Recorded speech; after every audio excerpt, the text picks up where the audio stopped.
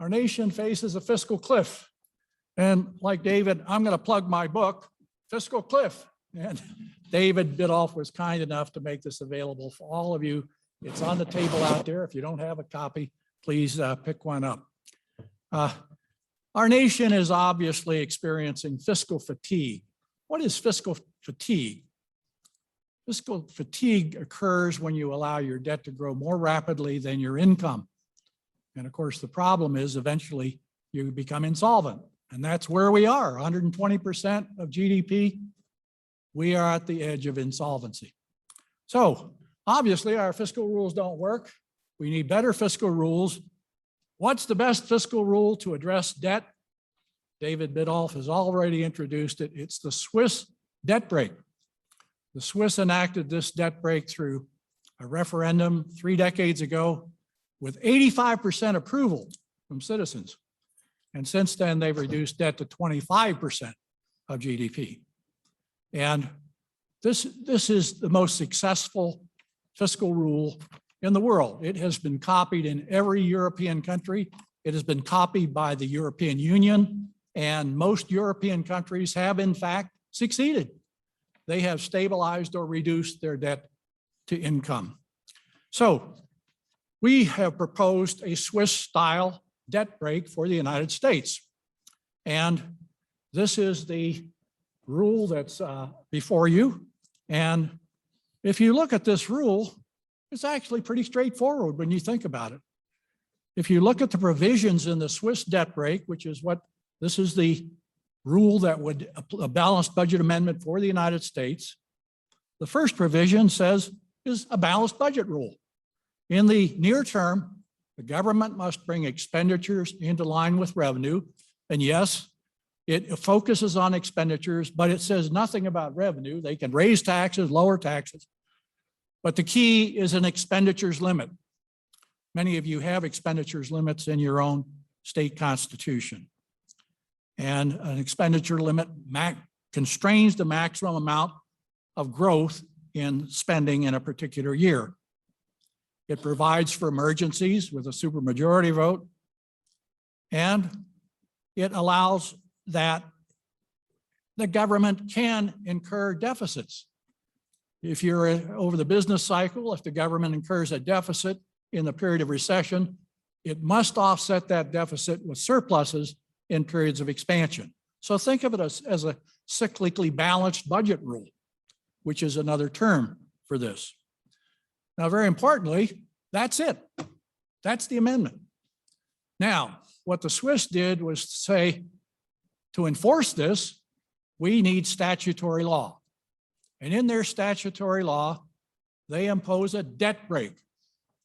Now, the idea of a debt brake is actually fairly straightforward.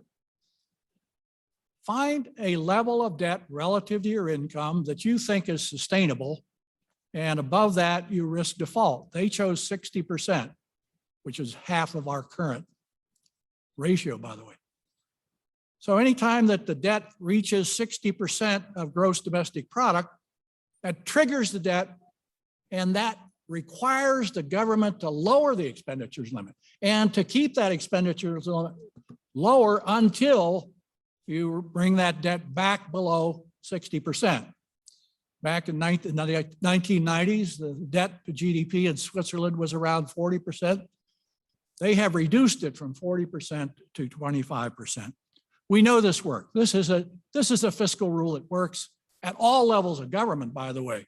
They apply it in the cantons, municipalities, the federal government, and governments across Europe use this type of fiscal rule. Now, as you might expect, as economists, we can't possibly talk without numbers and crunching and simulation models, which is what we do. So we simulated this for the United States. We asked this question: what if the United States had adopted this fiscal rule at the same time the Swiss did 3 decades ago? We would be where the Swiss are. Our debt would be substantially lower than 60% of GDP. We know this works based on actual data. Now, the problem is this: what if we enact the Swiss debt brake now in 2021? I have to give you some very dismal news.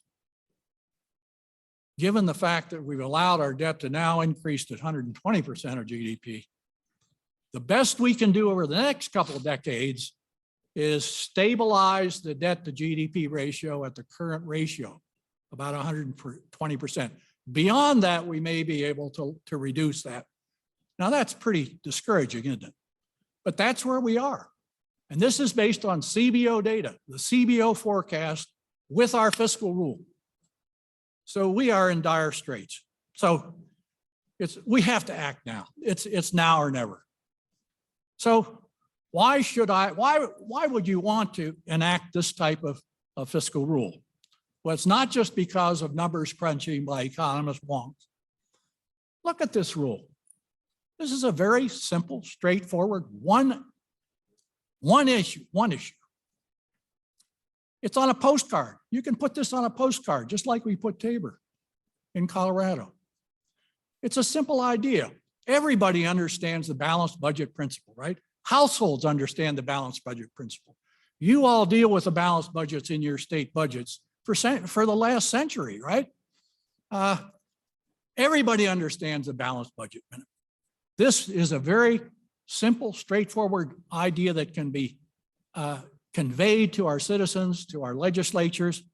The language is simple. It's consistent with other amendments. Other amendments are like this: a few words, a few fundamental ideas that are incorporated, and then you have to enforce it with statutory law. And that's what the Swiss have done, and that's what we can do. So I think that this is the most effective way to approach this.